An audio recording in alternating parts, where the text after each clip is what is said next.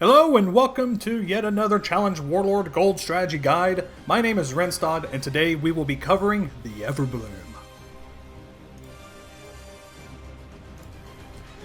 So, place isn't too bad. Lots of green. It's pretty nice here.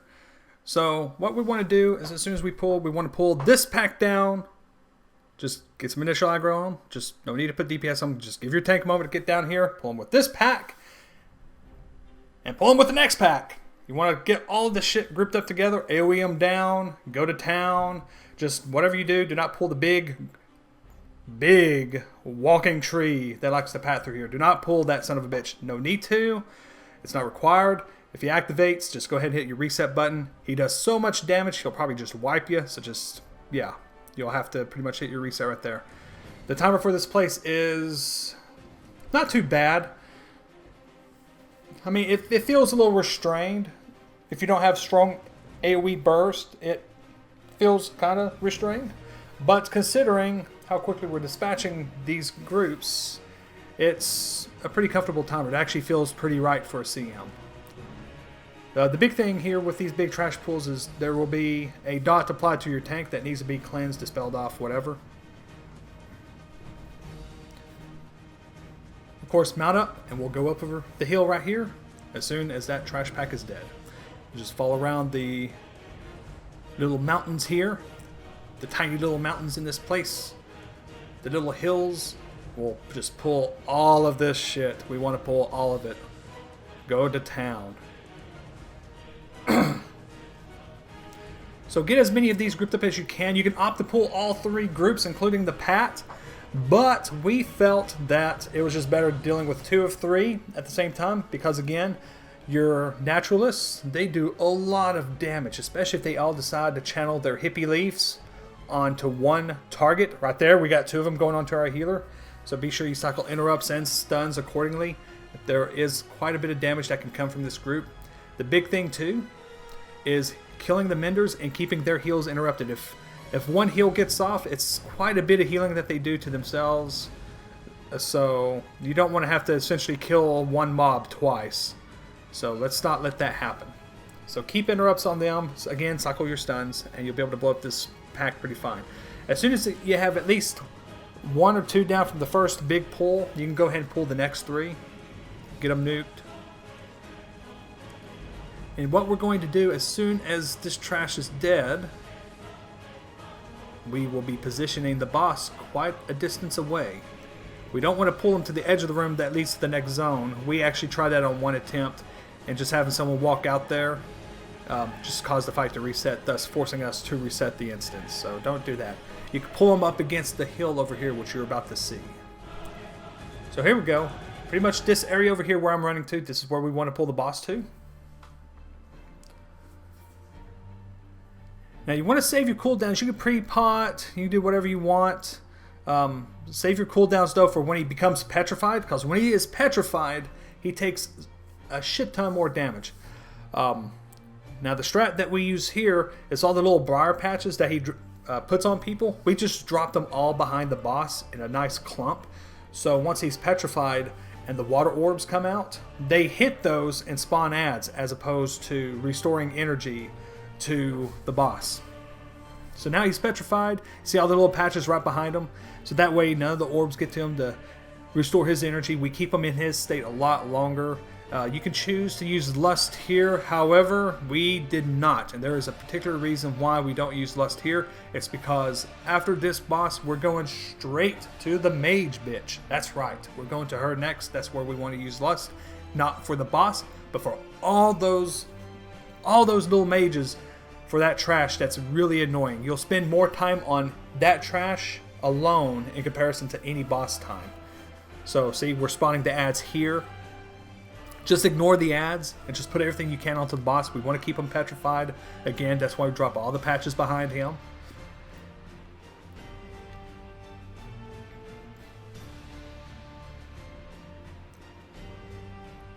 And yes, the tank damage can get quite overwhelming pretty quick, especially if you get a patch or 2 that drops right on top of him and your tank can't see, because again, you have all these ads spawning on you. So we're making our way up here. There's a nice little spot right here where we have our hunter disengage. Or not disengage, yeah, disengage. About to say deterrence. Or whatever the hell it's called. He gets up there, gets on his multi-passenger mount so we can leap up and go along the hillside. This is what we want to do to get to the mage ASAP. So we just follow this all the way up here. And we have direct access to the mage, including her trash. We can also access the council boss over here to our right if we choose, but we want to kill the mage. We want to kill all of this shit right here first. We want to get all this stuff. So we want to pull all of this. Get everything. As soon as everything's gripped together, get everything stunned, go to town. There's going to be a lot of group damage. Pop Lust. Pop every cooldown you got. You want to dispatch this group as quickly as you can. Get them killed. Focus down the Power Masters first. They're the ones that cause the most grief of them all. The reason I say this is because they cast that front fire AoE. It's like a dragon's breath. And it stuns you. And the worst part too is if you have two in the group and they both line up the Power Masters, which we got what, 2, 3 of them right here. You get one that stuns you, the other one clips you. It's pretty much a wipe and a reset. This is a brutal trash pull. This is probably the worst part of the instance right here in terms of dealing with trash. It's just absolutely brutal. I mean, as you see right there, our health is just all over the place. Now, something to take note too is as each one dies, another one spawns. And that's even more annoying. You have to kill these fuckers twice, somewhat. And that's these spore images you're seeing. See? Does a little backflip thing, spore image. Super annoying. So interrupt every cast you can. Arcane Blast is too bad. The Frostbolt's annoying. They snare you or whatever. But the big thing though is the Power Masters. So now you get all the trash killed. And hopefully no one died doing that. That's a big plus. So now you get over here and get your resources back, and we'll pull the boss over here, as far back over here as we can, because what we're going to do is we want to keep her in the fireball, or the fire phase, for as long as we can, for as long as we tolerate. We let our healer dictate when we're coming out of fire phase. We never want to interrupt past frost. Because if you go into the arcane phase, you've pretty much just killed your entire group right there. Because the arcane blast she does, the AoE pulse, is brutal. It is fucking brutal. Be sure you have your group jump over the stuff. You got DK, just AMS through it. Take advantage of the little bit of runic power you get some more damage up on her. And just, yeah, stay in the fire phase for as long as you can. And what you can opt to do is interrupt the first fire phase, the parasitic growth, and go straight into frost phase. But again, as you're seeing here, we're staying in fire phase just a little bit longer. We want to stay here longer because we don't want to have to deal with as much kiting. So here we are. We're at round 3 of the fire phase. We're staying here. We're getting her bursted down pretty quick. This is about where you want her to be by the 3rd fire phase. Under 35 or 40% if possible.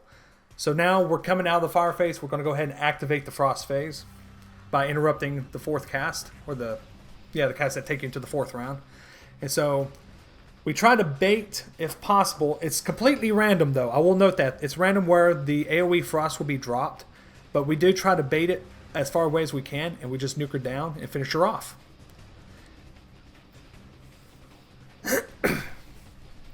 So once that's done, we haul ass over to the council, right to the council. And we're just going to blow them up. We'll let our healer get some mana, because this fight here can be pretty healer intensive, just because of the knockbacks and all the briar patches that come out from the hippie to the left right there. So we're going to grip him over a little bit closer. And what we pretty much do is we have tank get initial aggro on the life warden over there. And be careful with your interrupts too. The revitalizing waters has to be interrupted. Now that boss, that mini boss over there, Life Warden Gola, can be stunned. So be sure you use direct stuns on him to get more damage uptime on him as well.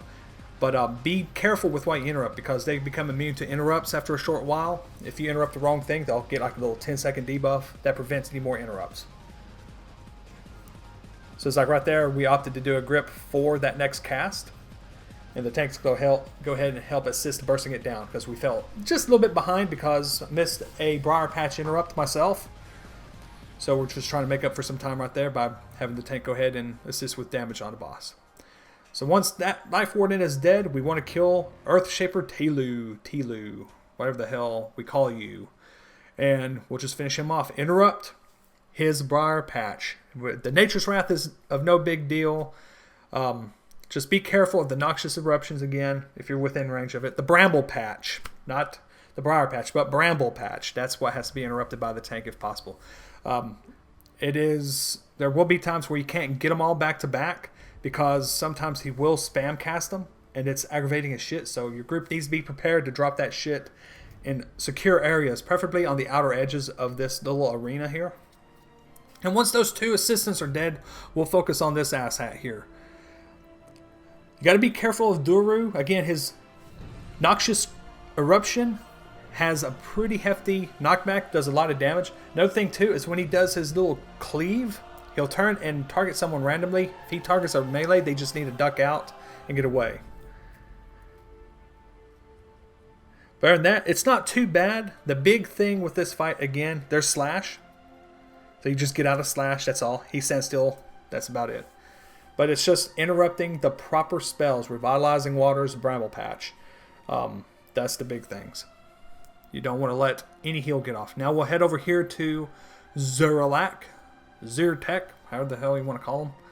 And we'll just pull this bastard down with this kill him on the way. We're not going to deal with him up there. We'll just kill him with the ads that spawn during the fight, which he likes to grip us up. So be careful of starting it too soon. If you have someone get down there, start it, and someone gets gripped out of the room by that big spider, the fight will reset, and you'll be sitting here for about a minute or two, twiddling your thumbs, pretty much forcing you to do a reset. Now, what you want to try to do with this fight is when Zerlak comes down from her web, right there in the upper right-hand corner there, if you can get any of these ads into that cleave, she will help you kill the trash. It's amazing. That's pretty much what you want to try to do to save time. So, I'm going to try to get him a little bit closer if possible. Might miss the mark, and missed it again because that one wouldn't move. Didn't have AoE grip or any death grip available, sadly. Now, the Gorged Busters, not the Gorged Busters, but the Venom Crazed Orcs, the White Orcs, they do quite a bit of damage, especially if they consume any of these Noxious Clouds. It buffs their damage and everything. So you just pretty much want to get them killed as quickly as you can. And another thing too is when they're up during the actual fight with Zerlak, when she goes to feed on them, they become the top priority target during the feed. They have to die before she actually feeds on them successfully. So AoE grip them there and get a little cleave damage up on them from the boss right there.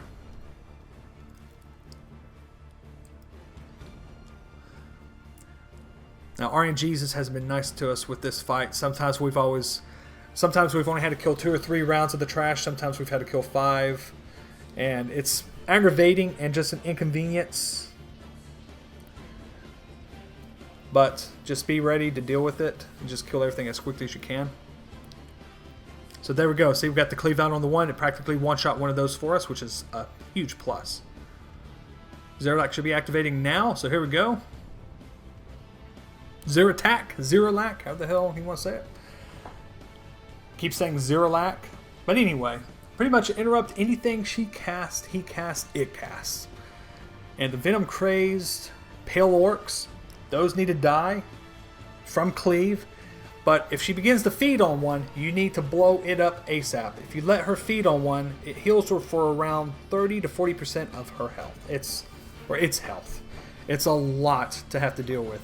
And considering that it's easy to fall behind in time in this place, you don't want to have any additional time on killing anything that heals up for that much, so to speak. So there we go. She's going to feed. We're going to hot swap and just blow it up quickly. And we're going to finish her off as fast as we can.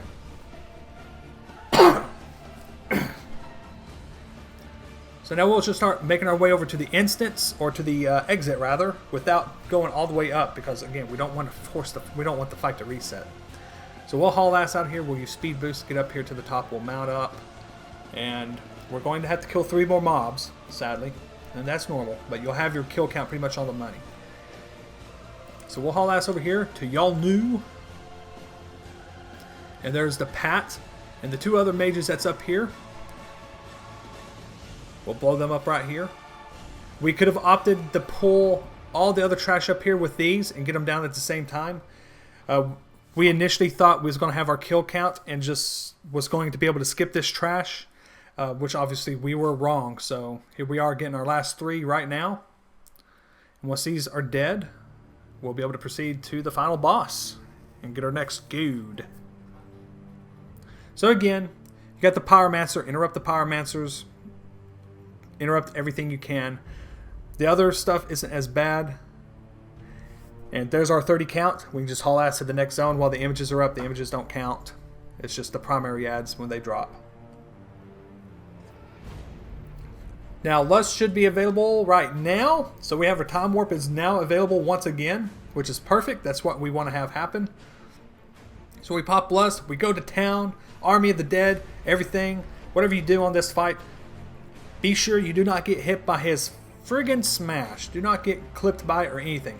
If anyone gets caught in entanglement, or any of the NPC mages get caught in entanglement, break them out immediately. It is critical that you break out anything in entanglement. The reason being is, one, you don't want anyone in your group to be locked down when his smash comes out, okay?